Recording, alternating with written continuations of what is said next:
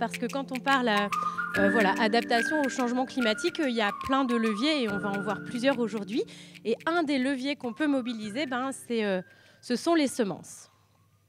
Alors, qui je suis, moi? Donc, je m'appelle Estelle Serpollet, j'ai travaillé à l'INRA et à l'ITAB pour étudier ce qu'on appelle la biodiversité cultivée, donc toutes les plantes qu'on cultive et la diversité qu'il y a dans ces plantes et son intérêt pour l'agriculture bio. Et puis, depuis 3 ans, j'ai monté une activité avec une ancienne collègue qui s'appelle D'une graine aux autres pour, au-delà d'étudier cette biodiversité, pour la développer parce que nous, on a vu que c'était une clé intéressante. Donc aujourd'hui, qu'est-ce qu'on fait à D'une graine aux autres pour développer la biodiversité? On a des activités de transmission, comme aujourd'hui. On vous en parle, on montre l'importance de la biodiversité cultivée. On fait de l'accompagnement de groupes, plutôt, qui veulent eux-mêmes développer la biodiversité, comme j'ai fait depuis plus de 10 ans avec Cultivons la biodiversité en Poitou-Charentes. Donc certains agriculteurs qui sont là aujourd'hui, on a développé des semences pour leur ferme. Et puis aussi, c'est bien de dire des choses, mais c'est aussi bien de le faire. Donc, on fait de la sélection nous-mêmes. On travaille sur l'avoine et puis là, bientôt sur la lentille.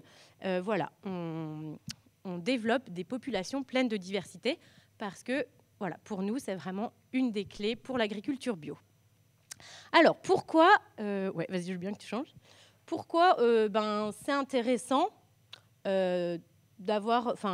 Comment les variétés peuvent s'adapter au changement climatique ou quelles variétés peuvent s'adapter, c'est ce qu'on va voir aujourd'hui. Pour moi, en fait, il y a juste, j'ai un peu 2 messages à vous faire passer. C'est que quand on parle semences et adaptation au changement climatique, en gros, il y a 2 choses à retenir. C'est qu'il faut sélectionner en bio et faut rajouter de la diversité génétique dans les plantes. Voilà. Je pense que maintenant, je peux m'en aller parce que je vous ai dit ce que j'avais à vous dire. On va voir un petit peu pourquoi et comment. Alors, si je vous dis que presque toutes les variétés cultivées en bio aujourd'hui sont sélectionnées dans des conditions bio, qui est d'accord avec cette affirmation? D'accord, ok. Donc, vous avez bien compris qu'il y a très peu de variétés aujourd'hui cultivées en bio qui sont sélectionnées en bio. Et en fait, on peut faire plein de catégories différentes. Alors, parmi les agriculteurs, là, ou ceux qui ont l'occasion de... Enfin, s'il y en a qui vendent des semences ou qui transmettent des semences chez vous, qui utilisent des semences non traitées? Il y en a, mais il n'y en a pas tant que ça. OK, non traitées. Donc, c'est-à-dire elles sont produites en conventionnel et elles n'ont pas de traitement. Et donc, on a des dérogations pour les semer en bio. Les dérogations, elles finiront quand ? Pardon ? Ah, vous n'aviez pas compris comme ça. Alors, vous aviez compris quoi? Donc, qui utilise des semences non traitées et qui demandent du coup des dérogations? OK, bon, c'est à peu près pareil. Donc, ça veut dire que... ouais, et fin des dérogations, quand? 2030. Donc, en 2030, il faudra utiliser des semences au moins produites en agriculture bio. Qui, parmi vous, sème, transmet, vend des semences labellisées bio? C'est-à-dire, elles sont produites en agriculture bio. OK. Donc, il y a un petit peu moins de monde. Et alors, qui utilise des semences qui sont cultivées en bio et aussi sélectionnées 100% en bio? Il y en a. Super. Donc, vous voyez, on a 3 catégories, mais il y en a quand même pas beaucoup. Et on va voir que, justement, ces 3 catégories de semences, eh bien, l'agriculture bio, au niveau européen, elle veut aller vers des semences produites en bio, parce que déjà, aujourd'hui, elles ne sont pas toutes produites en bio, mais aussi sélectionnées en bio. Voilà, donc là, en fait, on a un schéma d'un projet qui avait étudié ça. Et vous voyez que les semences jaunes, là, c'est celles qui sont sélectionnées. Ah oui, il y a un petit décalage. Bon, c'est pas grave. Tout ce qui est en jaune, c'est les semences non traitées. Donc, en fait, ce qu'on voit, c'est qu'en 2010, il y en avait quand même presque la moitié. Et l'idée, c'est que ça disparaisse pour laisser la place à le vert clair, de plus en plus, laisser la place à des semences au moins produites en bio pour aller, au fur et à mesure du temps, vers des semences vertes, c'est-à-dire vraiment complètement bio. Et bien voilà, on peut continuer. Alors, parce que la sélection en bio, qu'est-ce que c'est? Est-ce que c'est quelque chose de... c'est sélectionné en bio ou c'est pas sélectionné en bio? En fait, il y a plein de manières de faire. Il y a de la sélection aujourd'hui conventionnelle qui est orientée vers la baie, c'est-à-dire qu'en fait, on sélectionne en conventionnel classiquement et puis on voit ce qui passe bien en agriculture bio ou pas. Il y en a où les dernières générations, elles sont criblées en agriculture bio, donc c'est-à-dire qu'on crible les variétés un petit peu avant. Et puis il y en a, on fait les débuts de la sélection en agriculture conventionnelle, puis après, on finit la sélection en bio. Donc là, on se rapproche des conditions. Et puis après, il y a la sélection bio 100%. En France, aujourd'hui, il y a que... Enfin, moi, je connais qu'une ferme qui fait des semences, qui a un programme de sélection 100% bio, c'est la ferme d'Orvilliers, dans l'Eure. Je ne sais pas si vous la connaissez, c'est un agriculteur qui fait de la sélection 100% bio. Aujourd'hui, c'est le seul programme de sélection de blé 100% bio. Et là, je parle du blé, mais bon, il y a plein d'autres cultures. Donc, c'est vraiment pas quelque chose qui est répandu. Et puis, il y a l'INRA à Rennes. En fait, il y a un sélectionneur, il y a un programme de sélection qui est pour la bio, mais où les premières générations de sélection ne sont pas encore en bio. Alors qu'en Europe, nos voisins, en Suisse, en Allemagne, en fait, il y a des gens qui font ça depuis plus longtemps. Donc, en fait, on a un petit peu de retard en bio en France. Et c'est dommage parce que, en fait, quand on sélectionne en agriculture bio, c'est pas la même chose que de sélectionner en agriculture conventionnelle. Et pourquoi? Parce qu'en fait, on n'a pas les mêmes critères. On ne recherche pas les mêmes critères dans les variétés. On va rechercher de la tolérance au stress, on va avoir des plantes plus hautes qui couvrent mieux, on va avoir des architectures différentes. Et ça, j'ai trouvé ça dans Paysans Bretons, c'est pour vous dire que c'est quand même pas un magazine spécialement pro-bio, mais en fait, tout le monde remarque que c'est pas la même chose de sélectionner en bio. Et surtout, qu'est-ce qui se passe quand on sélectionne en bio? C'est que comme les conditions sont souvent plus difficiles, ce qui se passe, c'est que les populations, à la fin, elles ont, même les variétés, elles ont une meilleure rusticité. Ça veut dire que, en gros, quand face au changement climatique, sélectionner en bio, ça marche puisque les variétés, elles sont déjà, entre guillemets, entraînées. Voilà. Donc, pour avoir des semences qui tamponnent un peu mieux le changement climatique, les changements climatiques en agriculture bio, eh bien d'abord, la première chose à faire, c'est de les sélectionner en bio. Puis on peut se poser aussi la question, voilà, de quand les semences qui sont cultivées en bio, elles ne sont pas sélectionnées en bio, eh bien, en fait, ça veut dire qu'on a une empreinte biocide, c'est-à-dire que l'agriculture, l'agriculture bio utilise quand même des choses qui cautionnent, entre guillemets, l'agriculture conventionnelle, donc l'utilisation de produits phyto. Donc, est-ce que c'est intéressant? Est-ce que c'est souhaitable en bio? Personnellement, je ne pense pas. Et puis, on peut se poser aussi la question de la souveraineté semencière en bio, c'est-à-dire que si l'agriculture bio, elle dépend encore de l'agriculture conventionnelle, et notamment pour les semences, c'est un gros problème parce qu'en bio, les semences, c'est quand même un des principaux intrants. Voilà. Donc, pour avoir une agriculture bio performante et aussi et vraiment adaptée, il faut avoir des semences adaptées, donc sélectionnées en bio. C'était le premier point. Ensuite, la diversité génétique, c'est la deuxième chose, c'est la deuxième piste pour adapter ces semences au changement climatique. Ou en tout cas avoir des plantes qui survivent un peu mieux, qui tamponnent plus, qui sont plus robustes et résilientes. Et alors souvent, j'entends dire que la diversité génétique, ça apporte de l'instabilité au cultivar. Qui est d'accord avec ça? Ok, il n'y a pas beaucoup de personnes qui sont d'accord. Et alors, j'aurais pensé que vous auriez peut-être hésité un peu, mais a priori, pour vous, c'est très clair que, en fait, c'est pas vrai. Alors, en fait, c'est ni vrai ni faux, c'est que ça dépend où est-ce qu'on pose la question de l'instabilité ou de la stabilité. Et c'est ce qu'on va voir. Donc, d'abord, pour apporter de la diversité génétique, qu'est-ce qu'on peut faire? Eh bien, il y a deux manières, en gros, d'apporter de la diversité. On peut mélanger, donc soit des variétés, soit des choses qui ne sont pas des variétés, des variétés traditionnelles, population. On peut le faire de manière statique ou dynamique. Statique, c'est-à-dire qu'on refait le mélange chaque année. Et dynamique, c'est qu'on ressème toujours la récolte. Ensuite, en plus de mélanger, on peut recombiner. C'est-à-dire que là, on va mélanger des gènes, donc on va faire des croisements. Et ça apporte un autre type de diversité génétique. Et en fait, pour ces deux manières d'ajouter de la diversité, eh bien, on peut le faire avec plus ou moins de composantes. Voilà. C'est comme si on était un artiste, on avait une palette de couleurs, et puis en fait, avec ça, on va composer quelque chose.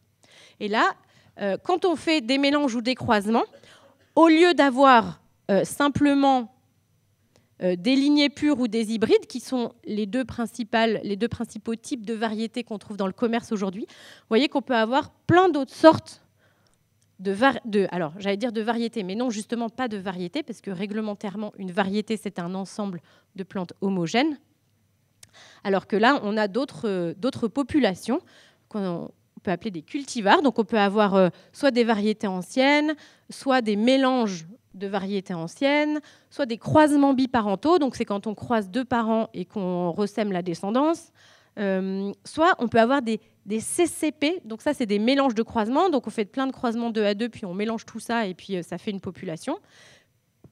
Et on peut avoir aussi des mélanges en pollinisation libre, donc ça c'est plutôt pour les plantes allogames, voilà, où en fait les recombinaisons elles se font à chaque génération. Donc ça, voilà, ça nous montre un petit peu le panel de choses qu'on peut avoir par rapport à ce qui est disponible principalement aujourd'hui dans le commerce. Et puis là, ce que je vais vous proposer, c'est justement quelques exemples de ces différentes populations et voir ce que ça fait en termes d'adaptation ou d'instabilité ou de stabilité. Alors d'abord, un exemple sur des mélanges variétaux. Donc ça, c'est issu d'une étude de l'INRA, vous voyez, qui n'est pas très récente, en plus, dès 1995. Donc en fait, quand on mélange une variété de blé sensible à la rouille jaune et une variété qui est résistante, donc seulement 2 variétés, eh bien en fait, on a quand même moins de rouille que sur la variété qui est la seule sensible. Et en plus, eh bien, quand on regarde les autres performances, elles sont aussi plus intéressantes. Ce qui veut dire qu'en fait, eh bien, on a une stabilité finalement plus importante face aux aléas climatiques. Ensuite, si on prend un autre type de mélange, ça c'est les populations que je crée avec ma collègue. Donc nous, on fait des mélanges évolutifs. Au lieu de faire juste un mélange qu'on teste, on mélange plusieurs populations et en fait, on les fait évoluer. On les mélange sur des critères d'intérêt. Voilà, là, je vous ai mis juste le schéma pour vous dire ce qu'on fait. C'est que chaque petit rond représente une population de base, donc comme on pourrait dire une variété pure. On les observe pendant plusieurs années et ensuite on choisit de faire plusieurs populations en les assemblant sur certains critères d'intérêt, mais avec tous les autres critères qu'on accepte différents. Voilà. Donc nous, on appelle ça des PEPS. Et qu'est-ce que ça donne, ces populations ? Vas-y. Eh bien, cette année, dans la récolte qu'on a eue, on avait un essai où on avait toutes nos populations en pur et puis toutes les populations, tous les mélanges créés. Eh bien, ce qu'on remarque, c'est que sur le pouvoir couvrant, sur la maladie, sur la verse, sur le rendement, sur le PMG et le PS, donc en fait des critères qui sont quand même d'intérêt agronomique et puis aussi même économique, parce que l'avoine, elle est aussi payée beaucoup sur le PS. Eh bien, en fait, on a plus de stabilité comportementale sur les mélanges, les populations mélangées. C'est-à-dire qu'en gros, il y a moins de différence entre nos microparcelles, entre toutes les microparcelles d'un mélange que d'une variété pure ou de plusieurs variétés pures. Voilà. Donc en fait, ce qu'on voit, c'est que la diversité, elle réduit la variabilité environnementale au moins. Donc, si on n'est pas sur les mêmes parcelles, donc dans des différentes conditions, on a moins de variabilité d'une parcelle à l'autre. Donc, ça veut dire que d'une année à l'autre ou d'un climat à un autre, la variabilité sera réduite par rapport à des populations qu'on appelle pures. Voilà. Un troisième exemple, alors là, c'est un exemple de sélection de blé en sélection participative qui a été fait avec l'INRA et le réseau Semences Paysannes. Donc l'idée, c'était d'évaluer et de sélectionner à la ferme des populations diversifiées de blé avec voilà, différents types d'experts, des scientifiques, des agriculteurs, des meuniers. Et l'objectif déjà affiché avec cette diversité, c'est de développer des populations qui soient stables et adaptées aux contextes locaux et qui peuvent continuer à s'adapter aux changements de climat et à l'environnement.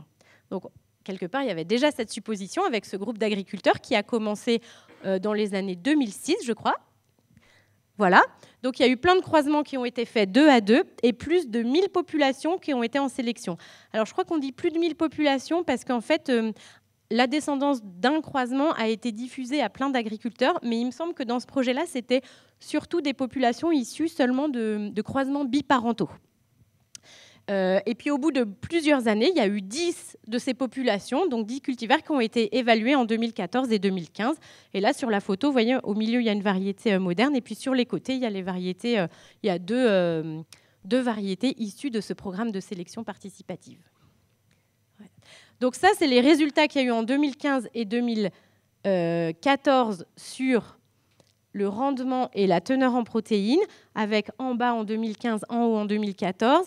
Et en fait, quand on voit ces courbes, ce n'est pas facile à déchiffrer, mais quand on regarde une synthèse, toujours, voilà, quand on observe justement comment se croisent les courbes, etc., et qu'on cherche des indicateurs de variabilité, sachant que nous, ce qui nous intéresse, c'est la stabilité des caractères intéressants avec la diversité, eh bien, en fait, ce qu'on voit, c'est un peu la même chose que sur les avoines, c'est-à-dire que la variabilité sur la teneur en protéines, la variabilité annuelle est plus faible que sur les variétés commerciales. Et sur le rendement, on voit que c'est la variabilité entre fermes et la variabilité, enfin l'interaction entre ferme et année qui est plus faible que pour les variétés commerciales. Donc voilà, on a encore la même chose que finalement, la diversité, ça permet la stabilité, et là, la stabilité de caractère d'intérêt, en fait, pour les populations. Voilà, et donc ce qui a été trouvé aussi, c'est que elles sont plus productives en conditions difficiles. Donc voilà, ce qu'on peut imaginer, c'est qu'on va avoir de plus en plus de conditions difficiles, quelles qu'elles soient. Elles sont plus concurrentes des adventices, elles ont une bonne qualité nutritionnelle, et voilà, elles sont surtout plus stables. Donc ça, c'est des résultats voilà, sur plusieurs années et un peu partout en France. Voilà, et puis un dernier exemple. Alors là, on n'a pas encore beaucoup de résultats, mais c'est pour vous montrer encore quelque chose qui se fait et qui se fait encore à la ferme en collaboration avec l'INRA. C'est une équipe que j'accompagne dans 2 coopératives, le Biocer et la COSEBI, donc des coopératives bio plutôt du nord de la France, en Normandie et puis en Bourgogne. Et là, ils ont développé ce qu'on appelle des CCP, donc des Composite Cross Population. Ce que je vous disais tout à l'heure, on croise des parents 2 à 2, et puis en fait, on mélange toutes les descendances, donc pas seulement les 2 parents, mais plein de croisements. Donc là, l'idée, c'est qu'ils mobilisent une diversité. L'objectif, c'est aussi de l'adapter à différents terroirs, et puis de la mettre à disposition des agriculteurs. Voilà. Et puis aussi d'assurer une transparence sur l'obtention, parce que les 3 derniers exemples qu'on vient de voir, c'est en bio depuis le début jusqu'à la fin. Donc la diversité, elle a aussi cette mémoire, cet entraînement finalement d'être toujours cultivé et sélectionné en bio. Et qu'est-ce qu'on fait avec comment elles ont été faites ces populations? Donc il y a 3 populations, elles ont toutes été faites avec 6 parents. Donc vous voyez, quand on a 6 parents, déjà la diversité que ça peut générer, on les croise 2 à 2, mâle-femelle et femelle-mâle. Et en fait, on obtient quand même 30 croisements différents. Et on a mélangé ces 30 croisements, sachant que dans la descendance de chacun des croisements, il y a une diversité énorme. Vous voyez là à quel point, quand on fait des croisements, on peut générer des choses nouvelles.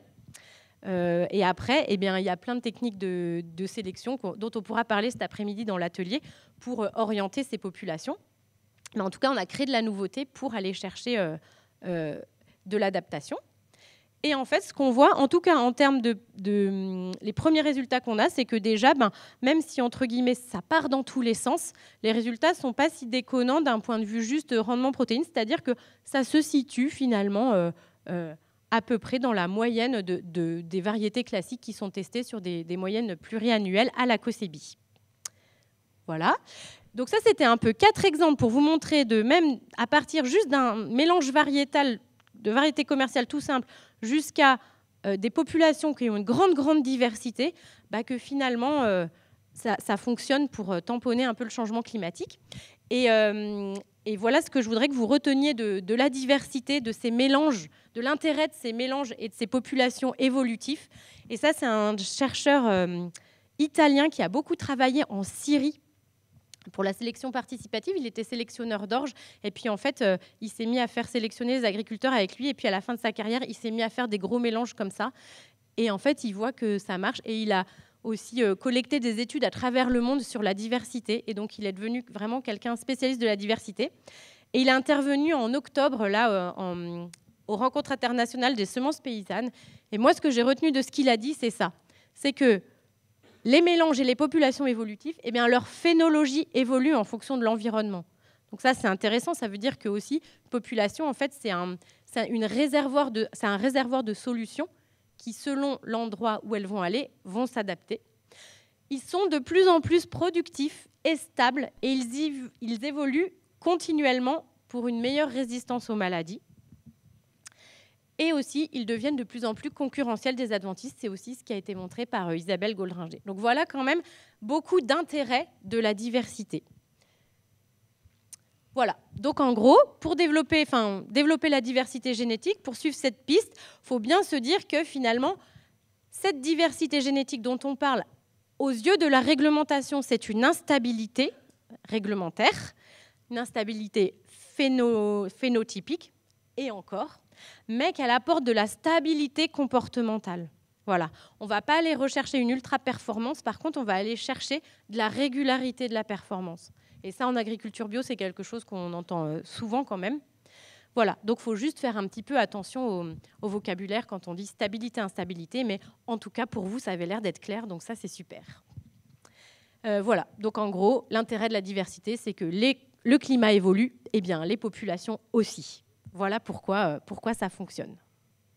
Voilà, là, je vous ai remis les différents types de cultivars qu'on pouvait avoir quand on crée de la diversité. Parce que la question qui se pose après, c'est, ben oui, mais en fait, aujourd'hui, qu'est-ce qu'on peut commercialiser? Donc, si j'ai le temps, est-ce que j'ai le temps? Ouais. Eh bien, juste pour... on ne va pas s'étendre beaucoup là-dessus, mais cette diversité, est-ce qu'elle peut être commercialisée aujourd'hui? Parce que les variétés, c'est des ensembles de plantes stables et homogènes. Donc, comment on peut vendre ces nouvelles populations? D'abord, est-ce qu'on peut les vendre aujourd'hui?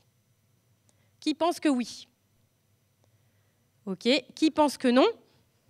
Ah oui. Donc, vous pensez qu'on ne peut pas les commercialiser.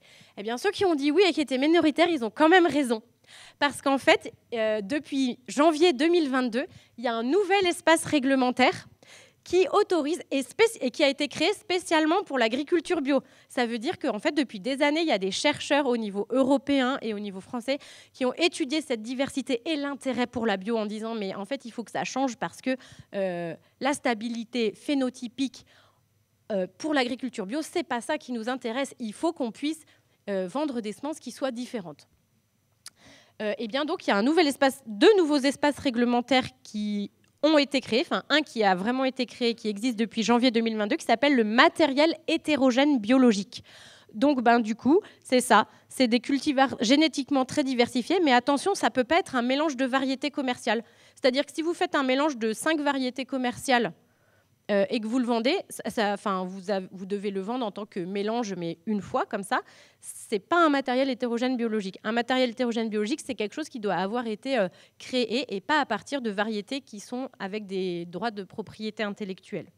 Donc, tout ce qui a été créé par les 3 exemples que je vous ai donnés sur l'avoine, sur les croisements biparentaux et les croisements multiples, eh bien, ça peut rentrer dans le matériel hétérogène puisque c'est des choses nouvelles, ce n'est pas juste des variétés qu'on prend dans le commerce et qu'on mélange.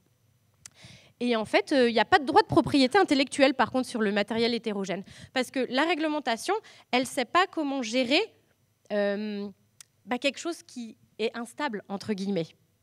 Donc, comme ils ne savent pas comment décrire, oui, mais si ça évolue, si ça s'adapte, alors c'est jamais pareil. Alors, comment on peut mettre des droits de propriété intellectuelle dessus parce qu'on ne sait pas si c'est vraiment la même chose, etc. Donc, ça pose plein de questions réglementaires.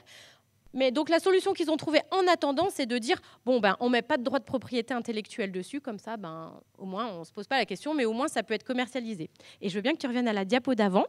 Voilà. Donc ça, c'est pour tout ce qui est très diversifié. Et puis après, il y a un autre espace qui est en cours de création, qui s'appelle les variétés biologiques adaptées à la production biologique. Alors là, on se dit, OK, c'est quoi ce truc? Eh bien, c'est justement pour créer un espace réglementaire spécial pour des variétés qui seraient sélectionnées, si possible, en agriculture bio dès le début. Par contre, ce qu'on voit bien, c'est qu'elles auraient besoin de plus de diversité, mais pas forcément autant que le matériel hétérogène biologique. Alors du coup, il y a plusieurs personnes, des chercheurs, des techniciens, enfin plein de gens du milieu des semences qui sont en train de se poser la question et de discuter de qu'est-ce que ce serait ces fameuses variétés biologiques. Et donc, il y a une expérimentation, enfin en gros des discussions qui se passent jusqu'en 2027 pour qu'en 2027, on puisse créer un nouvel espace réglementaire qui serait soumis à des droits de propriété intellectuelle. Parce que du coup, le MHB, pour le moment, les sélectionneurs, en tout cas en France, ils ne voient pas trop quoi faire avec, surtout qu'il n'y a pas de droit de propriété. Donc ils se disent, nous, on veut bien sélectionner en bio, mais il faudrait que ce soit vraiment spécifique bio, enfin qu'il y ait des... Que ce soit reconnu et du coup qu'on puisse avoir des droits de propriété intellectuelle dessus. Mais comme ce qu'on voit, c'est qu'en bio, quand même, ça marche mieux la diversité. On ne peut pas faire que des lignées pures et des trucs hyper stables. Donc, comment on va faire? Donc voilà, c'est en discussion pour voir comment on adapte finalement la réglementation classique, mais pour l'agriculture bio.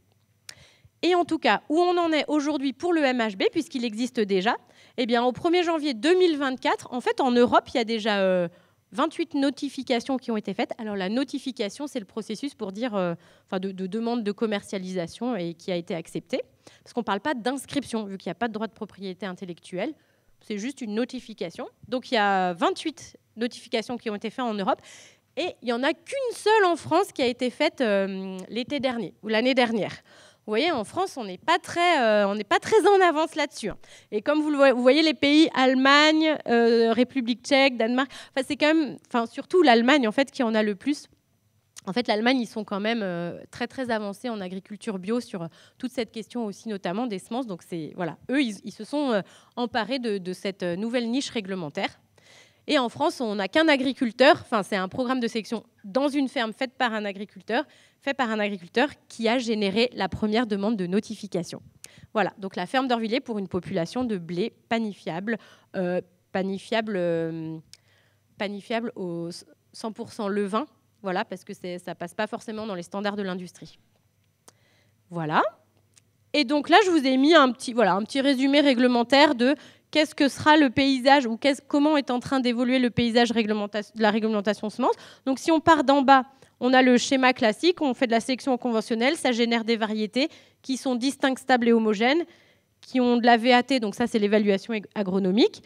Ensuite, de la sélection conventionnelle, on espère il y a des variétés qui passent plutôt en agriculture bio et qui aujourd'hui sont produites en agriculture bio, mais qui n'ont pas été sélectionnées en bio. Celles-là, elles font de la DHS classique, et puis après, elles sont évaluées quand même spécifiquement dans des conditions bio. Donc ça, c'était déjà un progrès qui a eu lieu il y a quelques années. Et puis, par contre, quand on parle de sélection bio, qui est un espace vraiment nouveau, on a les variétés biologiques pour lesquelles des gens sont en train de réfléchir à comment faire de la DHS adaptée et comment faire des évaluations agronomiques adaptées. Et puis après, on a l'espace du matériel hétérogène biologique qui est ouvert aujourd'hui, mais pour lesquels il n'y a pas d'inscription. Et voilà, il n'y a pas beaucoup de cultivars aujourd'hui, mais peut-être que ça va changer. Voilà. Et bien en fait, moi, j'ai à peu près fini. Donc en conclusion, je vous redis ce que je vous ai dit au début, c'est que pour moi, pour avoir des plantes qui fonctionnent mieux en agriculture biologique et qui s'adaptent au changement climatique, entre autres, eh bien, il y a deux idées. C'est de développer la sélection en AB et de développer aussi la diversité génétique de tous ces cultivars. Et ça nous pose aussi quelques questions, enfin 2 questions particulièrement. C'est du coup, quelles seront les semences bio de demain? Parce qu'aujourd'hui, on a vu que c'est des semences qui sont pas bio dès le début, mais du coup, demain, est-ce que ce sera que des semences sélectionnées en bio? Est-ce que ce sera que du MHB? Enfin voilà, on ne sait pas. Et finalement, ce qu'on voyait avec l'ensemble des cultivars possibles que je vous ai montré, c'est que sûrement que l'avenir des semences bio, ce sera plein de choses qui seront possibles. Et du coup, il y aura plein de types de semences dans les champs. Et que cette diversité, même à l'échelle nationale ou européenne, ça permettra peut-être aussi une stabilité, en tout cas, de la production. Et puis, moi, la deuxième question que je me pose, c'est quels seront les sélectionneurs de demain? Parce qu'aujourd'hui, ce qu'on voit, c'est que le système classique des semences, c'est pas facile pour lui de se mettre à la diversité. Et c'est pas facile non plus en semences, pour ce système-là, de se mettre à la sélection 100% bio. Voilà, en tout cas en France.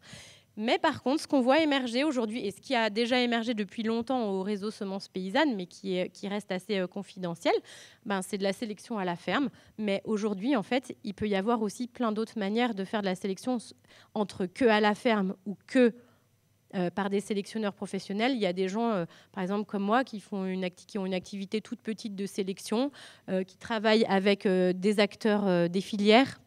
Et puis, il y a aussi des agriculteurs au sein de leur coopérative, parce qu'au sein de la coopérative, on est plusieurs, on a de l'accompagnement, on s'arrange, on crée des collaborations avec des scientifiques. Voilà. Moi, je crois qu'aujourd'hui, le paysage semencier, il est en train de se diversifier et que ça, c'est aussi bon parce que finalement, ça va générer plein de nouvelles idées pour qu'on puisse avoir plein de nouvelles solutions. Voilà, eh bien, je crois que c'est terminé. Je suis disponible pour vos questions. Merci de votre attention.